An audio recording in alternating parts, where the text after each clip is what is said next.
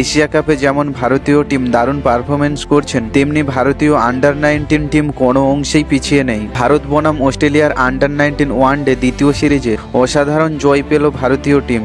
আর এই ম্যাচে বৈভব সূর্যবংশী এক নতুন রেকর্ড গড়লেন। তিনি এক ইনিংসে 6টি ছক্কা মেরে যুব ক্রিকেটে সর্বাধিক ছক্কার এক অসাধারণ রেকর্ড গড়েছেন। পূর্বে এই রেকর্ডটি ছিল উন্মুক্ত চাঁদের। তিনি 38টি ছক্কা মেরেছিলেন 21টি ম্যাচে, কিন্তু বৈভব মাত্র 10 ইনিংসে এই কৃতিত্ব অর্জন করেছেন। বৈভব এই ম্যাচে 68 বল খেলে 70 রান করেন।